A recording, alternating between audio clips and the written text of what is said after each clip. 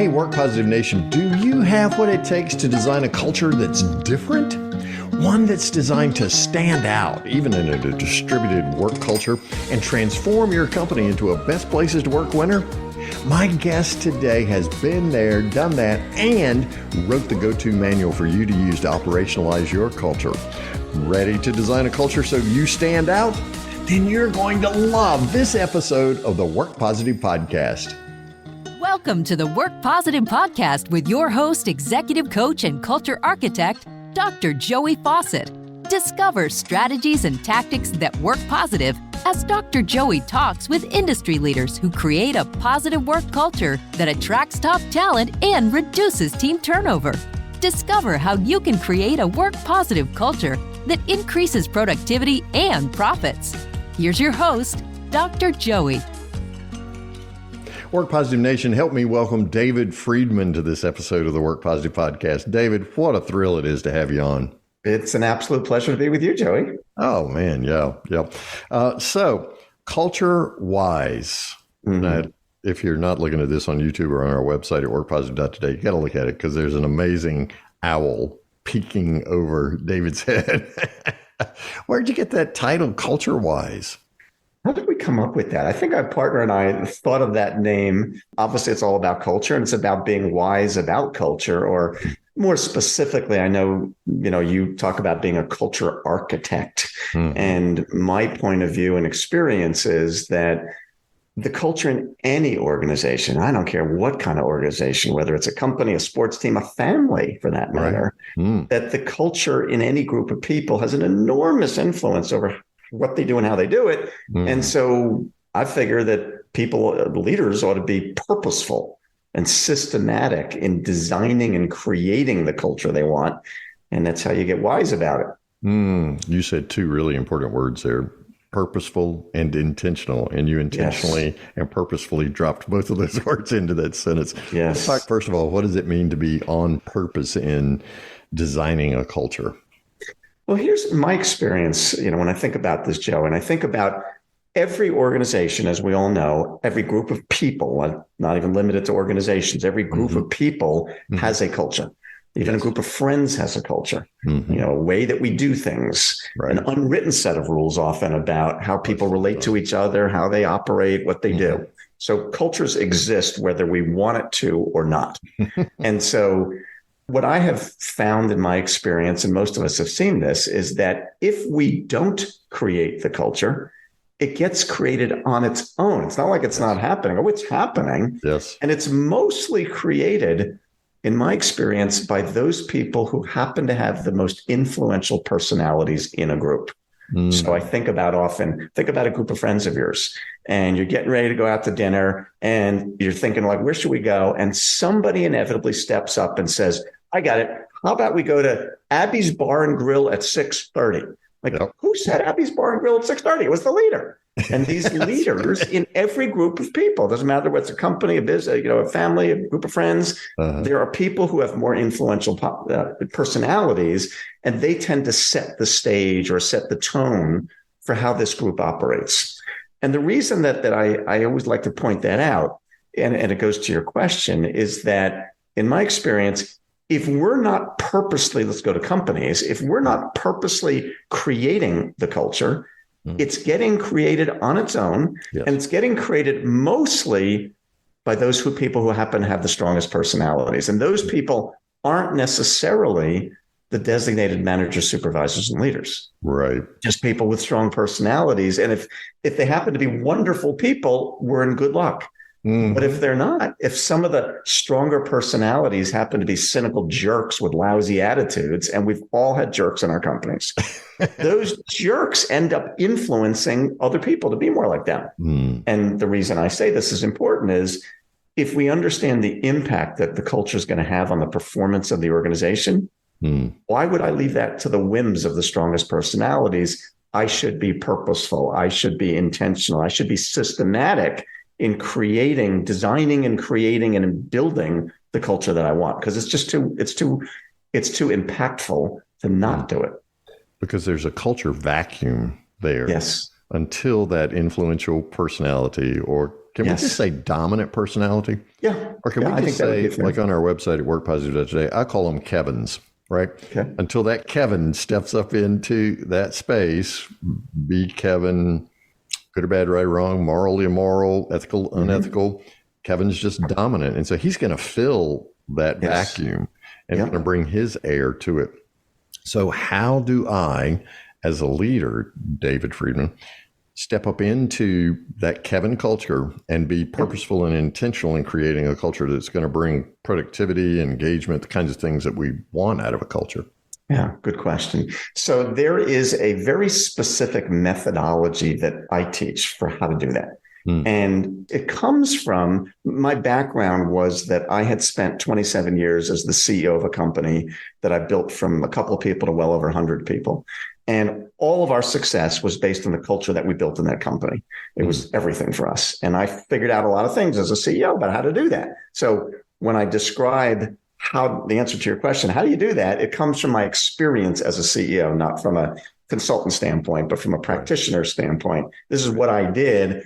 And this method I've taught to thousands and thousands of leaders. So it's a tried and true method. So brief version of that is I organize the steps that it takes to be really intentional and systematic in creating that culture around a framework that I call the 8-step framework. 8 different things. You do these 8 things. This is how you design that culture and really not just design it, but embed it in the company. And while all of the 8 steps are important, if you just cut to the chase, let's just get right to it. There's 2 of the 8 steps that drive a disproportionate amount of influence over success. In other words, you do these 2 things, you're going to be 80 or 90% of the way down the road to success. Wow. And if you don't do these, you won't get far. And those 2 things are, number one, this is going to be really obvious, but how we go about defining with enough clarity exactly what we want the culture to be. Now, the reason I say this is obvious, of course, is how could you purposely design the culture if you can't tell me, well, what is it you're designing? What do you want? Well, that's okay. Kevin can tell you what the culture is all about, right? Yeah. Well, and as obvious as that sounds, my experience is that very, very few companies do this well. And I teach them a different way to do it than most people. So most people that you talk to that think they're doing a good job with this will write the stereotypical vision, mission, value stuff, and they'll have it all over their website. And I make a really big deal about the difference between what I call values and what I call behaviors, because I think they're different from each other. And I think the difference matters a lot. So to me, a value is typically an abstract concept. Quality, teamwork, loyalty, respect, passion, commitment, innovation, they're all values. Behaviors are actions, things people do. So some of the behaviors I teach in my company, just to give your audience a flavor, are things like honor commitments, practice blameless problem solving, get clear on expectations, be a fanatic about response time, listen generously. These are actions that people do. So a value is abstract, the behavior is actions. And the reason that that's important and not just semantics is that in my experience, the problem with most companies, not all, but most companies' traditional looking big, lofty core values is they look wonderful on the website, but they're really hard to operationalize because they mean too many different things. Behaviors, because they're more action oriented, are easier to teach and coach. It's hard to coach somebody about their values, but I can coach them all day long about what I see them doing or maybe even not doing. So the first step in that 8-step framework is defining what are the behaviors that you say as a leader, if I could get my people to do these things consistently, that's the kind of culture I want to have in this company. And I give those behaviors a name. It's just my own nomenclature. I call them fundamentals because they're fundamental to success. So the first step to answer your question is you got to define with enough clarity the fundamental behaviors that drive success in your business. And that's step really number 1. Culture KPIs, if we can think about them like that. Yeah. You know, I believe, David, as I'm sure you do too, that learning is better behavior. Absolutely. It's not assent to an abstract set of thoughts or beliefs even. But when it affects my behavior and I'm acting like somebody that works for the Acme Corporation and lives out of these values, right? I'm acting my way into that. So it becomes the behavior KPIs, which directly affect the productivity, the engagement. Absolutely. And we're clear about all that. So here's the way we act around the Acme Corporation. This is the way we treat each other. Oh, by the way, this is the way we treat our customers. And so there's a clear sense of that. What is it that keeps, and it's in our experience too, what is it that keeps companies from declaring KPIs in general, right, beyond the balance sheet, but KPIs for culture? What is that bearing? I think the reason for that, in my experience, Joe, is that for most people, most leaders, culture has always been a fluffy thing for them. So if you ask them about culture, they'll say, well, it's kind of like they can't quite get their arms around it, so it's hard to have KPI about it. I mean, there's an exercise. I used to do this. I don't do this anymore. Maybe I should. I used to do this exercise or this little sort of routine in talks that I do. And and it gets to your question here, I'd go around the room and I'd ask the leaders, that typically with CEOs, and I'd ask them, all right, on a 1 to 5 scale, I want you to tell me, how important is culture to your bottom line, like making money? 1 is not big, 5 is huge issue. And I go around the room and I ask everybody, and most of them will give it like a 4 or a 5. Most will give it a 5. Sometimes they can get, somebody gives it like a 7 on a 1 to 5 scale. So they know it's important. Right. And then I ask them, all right, so let me ask you this, and your audience can think about this as I'm doing this. How many of you have some written, documented strategic plan for the year? Like, what are your initiatives, priorities you're going to get accomplished? And most of them have that. And then I'll ask them, so how many of you have some kind of a sales plan that documents your sales quotas and targets and how you're going to hit your sales number? Most of them have that. And I say, I'm assuming you all have a financial plan, a budget, a forecast of some sort. Of course, they have that. And then I'll ask them, so how many of you have a culture plan for how you're driving a specific written, documented plan for how you're driving your culture? Virtually nobody. I'll say, so let me just make sure I understand this. You just told me this was a 5 in terms of its impact on the bottom line, and you're just winging it, hoping maybe it'll work out. That's kind of crazy. It'd be like running your company without a financial plan. And when I ask them, so why don't you? Most of them thought about it that way before. They thought of culture as just this fluffy, intangible, amorphous thing that you really can't get your arms around. And so as long as we think of it as this squishy little thing, we're not going to have KPIs about it. We're not going to have a plan for it. We're not going to be structure for it. And yet, if it's as important as you and I know it is, we ought to. Yeah, it just lacks that intentionality, right? And creates a vacuum in which Kevin rises up. Yes, exactly. So, David, it really doesn't matter what your financial goals are or any other KPIs that you set up. If your hands off the wheel of the culture KPIs, are you going to get there? Yeah, you're going to have a hard time.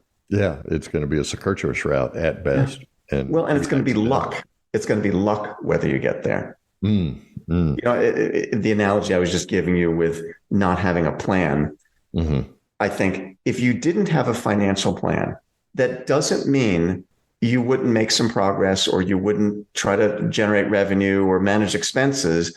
But your chances of hitting your goals would be a lot better if you had a plan that you're operating from. So if we don't have any culture plan, that doesn't mean we have a lousy culture. It doesn't mean we don't care about our people, but our chances of really hitting really making it go are significantly diminished if we're just kind of winging it, hoping it all works out. Now, David, you said fundamentals. Right? Yes. Now, one of your books is fundamentally different. I'm thinking that book reflects these fundamentals. Absolutely. So that first book, Fundamentally Different, there's a chapter on each of the fundamentals of my company, my first company that I ran, and how we built that. But let me just touch on for you the second of those 2 steps, because I said there were 2 of those 8 steps that really drive it. I want to make sure your audience gets these, because the second is really the game changer in all of this, and it's really simple. So first step we said was defining the culture really clearly in terms of a set of behaviors that you say, if I could get my people to do these things, to act this way, we're going to be more successful.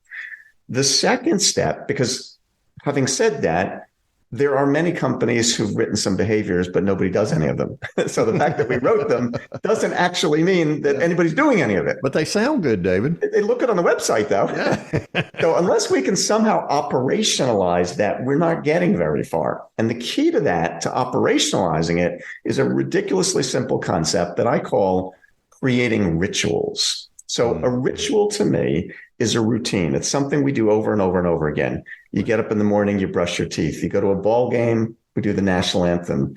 Some people before a meal, they say a prayer. They're just routines. Mm-hmm. And the reason that rituals are so foundational to success, in my experience, is that most people aren't very good at sticking with things. You know, we start the diet and exercise program that doesn't last. Mm-hmm. We roll out the program at work that doesn't last. Mm-hmm. When something becomes a ritual, it's not hard to do. It's just what we do. Mm-hmm. So the way we use that simple idea is we take these fundamentals, these behaviors, we roll it out to all the employees in highly interactive, engaged work sessions, and then we begin to focus on one fundamental each week through a series of rituals. And I'll give you an example in just a second. So week number 1, everybody in the company, in every department, every location, all week long is thinking about working on focusing on fundamental number 1.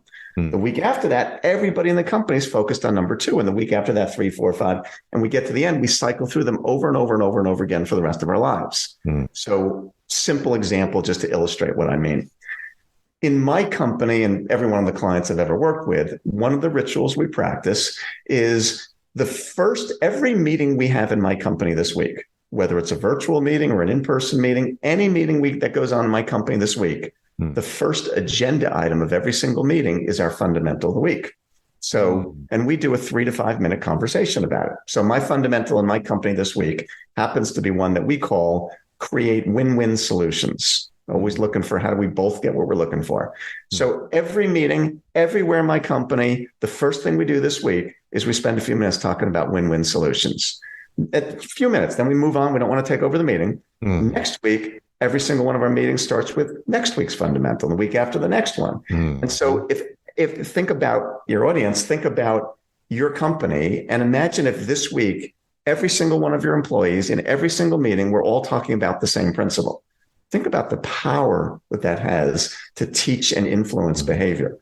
And so we create a number of rituals like that. There's a variety of different rituals we practice that give us lots of chances all week long this week to think about, work on, practice, focus on creating win-win solutions. And next week, if we do it with next week's fundamental and we keep cycling through them over and over and over and over and over again, sooner or later, these behaviors are just going to become second nature. They just become the way we think. They become the lens through which we look at the world. And that's the whole point. And so there's 6 other steps to this framework that deal with things like how do you attract the people who are going to fit your culture, and how do you integrate them into your culture, and how do you coach them, et cetera. But the core of it is this really simple concept that if we can define in really clear terms those behaviors that you want your culture to be about, and then we can create a structured, systematic way to teach those behaviors over and over and over and over and over again with enough repetition, those behaviors are going to become internalized.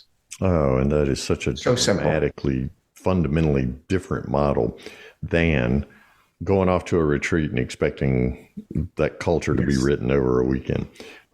Bringing in an expert like you or me to fire hose people for a couple of days, right? Human behavior just doesn't change that quickly. Not without repetition. It's got to be repetition. I love that word ritual because it becomes such a part of who we are. It's that, as you said, the lens, our perspective through which we view not only work, but life, right? It does. Creating win-win solutions goes home with me. It goes into my HOA, goes into the citizen meetings. I have heard so many times from clients of ours and my own company that employees talk about how I'm a better father, husband, son, daughter, whatever, because I'm practicing these things at work, because they do just affect how you look at the world. And that's what we're trying to accomplish. And that's really the transformation we're after for a positive work culture, right? It's not transactional. You don't drop a quarter in, pull the lever, and get a gumball of culture, right? It's that consistent reinforcement, the engagement with people, You've mentioned coaching a couple of times as well. How does coaching fit into the creation through these rituals of purpose and intentionality for this positive culture? Yeah. So coaching is the sixth step in my 8-step framework. Okay. And it's all about primarily how you use those fundamentals and specifically the language, because language is very powerful. Creating a common language has an enormous impact. Yes. And so when we use that language in the day-to-day coaching that we're doing with team members, we're pulling it off the wall or off the website and we're bringing it to real life. So give it a really simple example. One of the fundamentals I mentioned in my company, it's actually in all of our clients because it's so important. I call it honor commitments. Do what you say you're going to do when you say you're going to do it. Big deal. Huge impact on effectiveness. Integrity. So let's suppose you were in my company and I was coaching. We had a situation where maybe we had failed to do what we promised to do for one of our customers. And I'm giving you some coaching about that. And I say, Joey, remember, one of our most important fundamentals in our company is to honor our commitments. So let's talk about this client. And let's look at where are the commitments we made and what do we need to do to make sure we've honored every single one of those commitments. Now, I could teach you the same thing. And if I failed to use the language of honor commitments, it doesn't mean it wasn't a good lesson, but I would have missed a golden opportunity to connect those dots.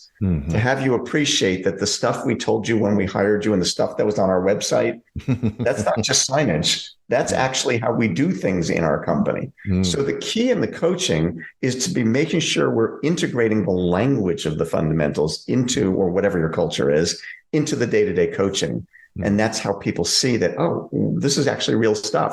This isn't just theory. This is how we do things in this company. And that's the cornerstone of it. Oh, yeah. David Friedman is my guest on this episode of the Work Positive Podcast. CultureWise.com is the website that you want to go to, unless you're on the Peloton or walking your dog. And it's in the show notes, and you can go there and pick it up. Also, we have links in the show notes to Fundamentally Different. And then another book I want to talk about that you've written, David. What's the second one? And you've actually updated it most recently. Yeah, so the second book is called Culture by Design. And there's a second edition. Of the second edition, I updated it to include remote and hybrid work environments and how do those concepts tweak a little bit to apply to those kinds of circumstances. The difference between the first book, Fundamentally Different, and Culture by Design is that Fundamentally Different was written about my first company and how we created our culture. Okay. And it was never written as a how-to manual. But a lot of people kind of read it that way, but I didn't write it. I wrote it just about my company. That's all I want to do. Right. The second book, Culture by Design, is the how-to manual. It is the 8-step framework, how you do it. It is very, very prescriptive. This is how you go about doing it. It is the plan for how to do it. Okay. All right. So we get the methodology as well as the methods that we've been talking about. The full methodology is explained in detail there. Okay. So when I go to CultureWise.com, what am I going to find there, David?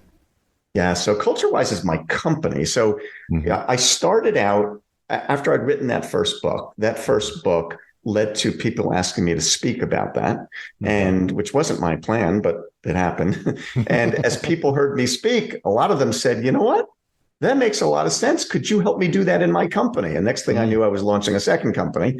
And so my second company, CultureWise, has worked with more than 600 organizations, helping them implement that methodology that I was describing. So that methodology, over the last number of years, I've built software and a mobile app and tools and systems and processes and all kinds of things around how to help a company implement that methodology. So if you go to CultureWise, you'll see descriptions of the methodology and the sources and the way we do it, and lots of videos that are educational videos as well. So I'm doing a lot of videos to teach these concepts, and they're all on the website. Yeah, so there's content we can pick up and begin using today. Yes, absolutely. As well as a way of reaching out to you and finding out how we can begin these 8 steps in our own companies. Exactly. Yes. Yeah, that's excellent. So again, CultureWise.com is the website. Fundamentally Different was the first book that's still available on wherever fine books are sold. And then there's 2 editions of the Culture by Design, and the latest one takes into account the distributed workforce that we have now. Yes. And how to create a great culture with them. Absolutely fascinating. David, one of the things I so appreciate about you is that you did it. And you did it in such a way that then when others started asking you, it brought integrity, it brought a confidence into that. And I really get the sense from you that you're an eager learner. And so I'm sure as you began testing the waters with those 600 companies, you're like, okay, it worked in my company. How's it working in this company? So really what you've done is learned and learned and learned over these 600 companies to get to where you are today with CultureWise. That's a very accurate statement, Joey. And there are, like anything, there are best practices that have evolved. You do it 600 times, you develop the best practices. So as an example, there's a way to roll this out to employees to get them engaged. There's a best practice for how to do that. That works. It's in the book, it's on the website, but there are ways to do this that have been proven over and over and over again to be really effective. And I should say that it's not hard to do. You know, typically from the time when we're talking with somebody, whether they use us or do it on their own, from the time they start the process till they're rolling out their fundamentals and they're practicing them every week is usually about 45 to 60 days. So this is not some massive 6-year project. Very rapidly, somebody can do this and see rapid results. And it sounds to me like you're empowering the entire organization, you know, whether it's top, bottom, you certainly got to have buy-in from the top, but everyone in the organization is empowered to take hold of the culture and bring about these values. I would agree with that. I just would add one small caveat that I think you're saying, but I want your audience to hear it this way, is that yes, everybody is empowered. Everybody plays a role in that. And it still is driven from the top. That one of the mistakes that I see companies make, at least from my perspective, and I say this to CEOs all the time, is sometimes CEOs make this too collaborative a process. And they want to gather everybody's input and see what they think the culture is. And I say, this is a leadership function. If I'm the CEO, it is my responsibility to be the author of what is it we're trying to build around here. Now, I'm an advocate for the inclusion of the senior leadership team. Sure. But the language I use for that is I say, if I were the CEO, I'm going to include my senior leadership team for their contribution to my thinking. In other words, I care about them. They're smart people and they got good ideas and their ideas are valued and can influence mine. But at the end of the day, it's not a majority vote. It's not a consensus. It's not, let's make sure everybody on the team got some of what they wanted. Sure. It's what I, as the leader, want my company to be about. That's what a leader's job is. And I think many people have gotten very soft and fuzzy about that and tried to create something that everybody will like. Oh, it's a leadership function. Yeah. Well, if you're trying to please everyone in the company, that's a zero-sum game, right? And that's one of the responsibilities of leadership is to point the direction. Here's where we're going. Let's go. Absolutely. A lot of what I learned from an experience that I had many years ago at the Ritz-Carlton hotel chain, where they're just an amazing company and they do a lot of things in their culture to create that amazing company. And I patterned some of what I learned from them. But the reason I raised this is the guy who created their culture and was their longtime CEO and founder was a guy named Horst Schulze, who's legendary in the service world. I had a chance to have dinner with him. And then I also interviewed him on my own podcast. And he's an amazing guy. And one of the things he said to me on this topic is he said to me that in his view, the two most important roles of a CEO are number one, that as CEOs, we are responsible for the vision of our company that we're talking about here. It's my job. It's your job to say, this is where we're going. That's our job. Yep. The second thing he said, which relates to what we're talking about today, is he said that in addition to being responsible for the vision of the company, we as CEOs are responsible for the standards of the company. There's a set of standards for how we operate in this company, and my job is to be responsible for that. I can't abdicate that responsibility. That's what leaders do. And so many leaders have gotten so soft and squishy about that stuff because they're trying to satisfy everybody. Oh, I don't want anybody to be upset. I want to make sure everybody feels good about it. No, this is where we're going. This is the way we're going to do it. If that doesn't work for you, you probably should work in a different company because this is where we're going here. Right. And this is the way we're going to get there by these standards, right? Yeah. And I'd love for you to be a part of it. But if you don't want to be, you should go somewhere else. Yeah. And so it becomes a process of self-selection then through the clarification of here's the vision, here's how we're going to get there. Yes. And that really gives people confidence not only in the leader, David, but also in their role in the organization. Absolutely. What is my unique contribution to make here? How does it fit through those standards into that vision? Absolutely. David Friedman is my guest on this episode of the Work Positive Podcast. CultureWise.com is a website. Fundamentally Different and Culture by Design are the books. You can catch all that in the show notes. David, Work Positive Nation always wants to know one thing from my guest, and that is, what is your one thing that you would say to Work Positive Nation? Go do this today. Do this one thing to create a positive work culture right where you are. I would say the one thing would be to define the culture you want in terms of a set of behaviors that drive success in your company. It's not cotton candy. Nope. What do you want? It's a filet mignon. Here's the behavior. This is where we're going to hit it. Absolutely. David, thank you so much. Again, Work Positive Nation, CultureWise.com is the website. David Friedman, you'll find him there along with all sorts of great videos that he's done for you. And check out those books, Fundamentally Different and Culture by Design. You'll be glad that you did. David, thank you so much for your time and your wisdom. Man, I love the way that you talk about working not only from your company, but through these other 600 companies. And each one of them has built an accumulation of wisdom, because that's what we're looking for today. We've got knowledge. I can Google anything, and with GPT-4, I can even write a report about what it was that I just researched. But the wisdom of these best practices, what a great contribution to work cultures all over the world. Thank you, my friend. I appreciate it. It's my pleasure, Joey. Great to be with you. Thank you for listening to this episode of the Work Positive Podcast. Please share this podcast with your friends who are HR and small business leaders so they can do one thing today to create a positive work culture that increases productivity and profits.